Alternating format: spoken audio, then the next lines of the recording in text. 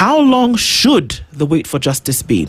I know you mentioned, because of lack of resources, inability to capacitate certain processes, or whatever the case may be. But how long should the average Kenyan wait for justice? It depends on the particular issue.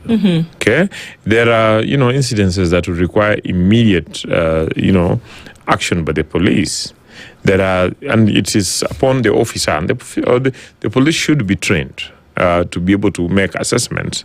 And if they think that you just panicked and then they have no reason to deploy public resources, then they can advise you to go home. And that if you see any other incidents of danger, then you could report to them. Let them know where you are, and they can come to where you are. Okay, or they could advise you how to keep safe. Okay, all those are options that are available, because if you want to say that every time everybody makes a report to the police, then police officers should jump into their vehicles and rush to the road to start searching for the white vehicle. It's not possible. We have only 110,000 policemen against a population of 50 million Kenyans. We have fewer number of vehicles and so on, and so it will not be possible. Okay, there are police posts and police stations where you find that after a number of policemen have been released to go on patrol, then you just have a few policemen remaining to a sentry at the police desk. Okay, at the OB desk. So my view is police should be able to assess every situation, and I've been able to make incidences that require immediate response. And I give credit to police where it's due. In one of the incidents I made a few weeks ago in Kisumu, I just found 3 policemen at the police station, but immediately they were able to radio their colleagues who were on patrol, and they swung into action within 5 minutes. I had police at the incident, at the location where there was an emergency. Okay, so but there are also situations that you might find that the resources they have in terms of human resource and equipment is stretched to the limit. Okay, so again, it calls on the society working closely with the police, the community, hence the concept of community policing. I, for instance, want to imagine that Karen, I knew that Karen had a very strong community policing framework and a neighborhood association. That Honorable Tuju, apart from reporting to the police, should have reported the matter to their neighborhood association. And, rather than abandoning, if it was true that and legitimate that he abandoned his vehicle, rather than abandoning his vehicle in the middle of the road, it should have been very easy for him to drive into a neighbor's house. And then it also calls on, the difference between the where the ordinary person lives and where some of these big shots live. Because in the ordinary neighborhoods, you only need to shout "ooh-wee," and all the neighbors would be out to protect you. But probably where they live, everyone is for himself. Okay, so these are situations that we need to deal with as a society.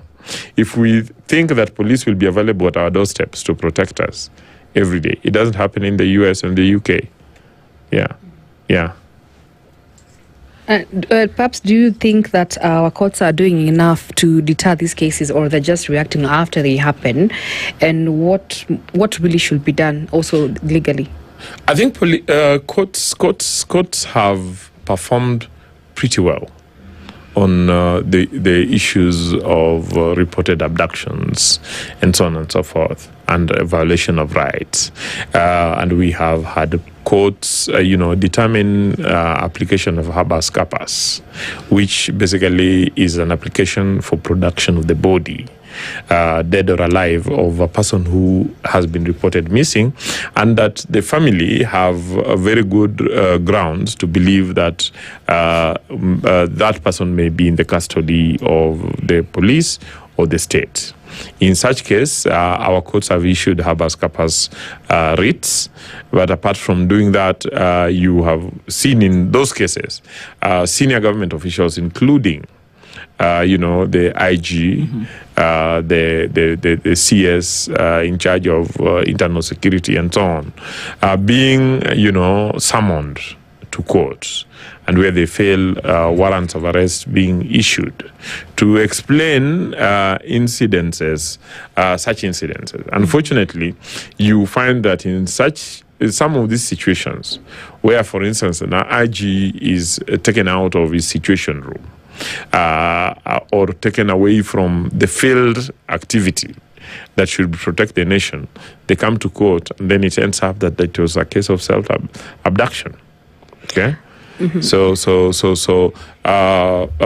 courts have also issued then what we call structural interdict. Structural interdict is a writ that courts use, apart from making declarations on rights, to then order and supervise the correction of those violations. Mm-hmm. Under normal circumstances, once a court pronounces itself, then it becomes functus officio. That is that its authority to handle the matter further, unless it is in review or appeal, ends.